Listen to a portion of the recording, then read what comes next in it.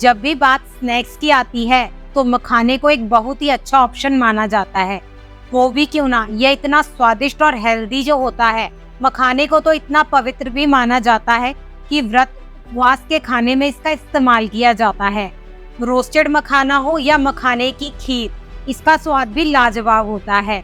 सबको यह तो पता ही होगा कि मखाना एक पेड़ से आता है, लेकिन क्या आपको यह पता है कि मखाना किस पेड़ से आता है और इसे कैसे बनाया जाता है? आपको जानकर हैरानी होगी कि फॉक्सनट कहे जाने वाले मखाने को उगाने और इसे खाने लायक बनाने के लिए उसी तरह से मेहनत लगती है जिस तरह से समुद्र से मोती निकालने में लगती है। आपको मखाने के बारे में कुछ बताते हैं और इसे कैसे बनाया जाता है खाने के लायक। मखाना असल में एक बहुत ही महत्वपूर्ण फूल से निकलता है। यह कमल के पौधे का हिस्सा होता है और इसे वाटर लिली से भी निकाला जा सकता है। यह असल में कमल के फूल का बीज होता है जिसे प्रोसेस किया जाता है, जिससे ये मखाना बनता है। वो खूबसूरत फूल जिसे माँ लक्ष्मी जी को चढ़ाया जाता है, वही फूल हमें मखाना देता है और इसलिए मखाने को इतना शुद्ध माना जाता है।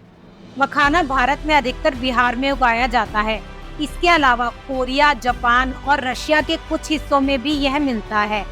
हमने यह तो जान लिया कि मखाना आखिर किस चीज से बनता है, लेकिन इसे निकालने में बहुत मेहनत लगती है और यह पूरा प्रोसेस बहुत ही सावधानी से करना होता है, क्योंकि इसे निकालने के लिए किसानों को पानी के अंदर गोता लगाना होता है। मखाना हार्वेस्ट करने के लिए सिर्फ कुछ ही लोगों को लगाया जाता है। यह वो लोग होते हैं जिन्हें इस काम का अनुभव होता है।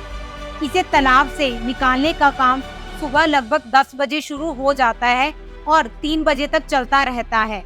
इसमें 4 से 5 घंटे आराम से लग जाते हैं। कई जगहों पर इसे बांस के जरिए निकाला जाता है। इस प्रोसेस को अलग अलग जगहों पर अलग तरीके से किया जाता है। इन्हें इकट्ठा करना एक मुश्किल काम होता है और इसके बाद इसकी सफाई और इसे स्टोर करने का काम किया जाता है। इसे बड़े बड़े भगोनों में रखा जाता है, उसके बाद लगातार हिलाया जाता है। ऐसा करने से मखाने के ऊपर लगी गंदगी साफ होती है। फिर इसे पानी में बार बार धोया जाता है जिसमें लगी गंदगी पूरी तरह से साफ हो सके। साफ बीज इसके बाद छोटे छोटे बैग्स में भर दिए जाते हैं।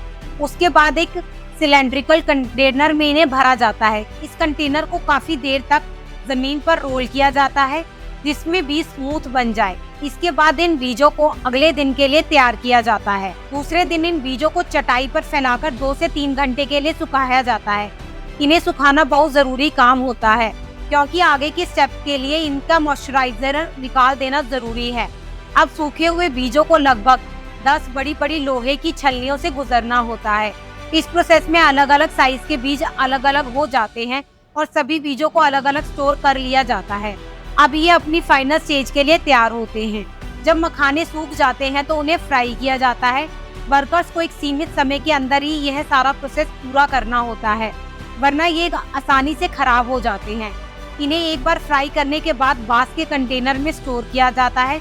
स्टोर करने का तरीका काफी अलग होता है, जिसमें उन कंटेनरों को ऊपर से एक खास कपड़े से ढका जाता है। उस कंटेनर के साइड में गोबर का लेप किया जाता है ताकि उसका तापमान सही रहे।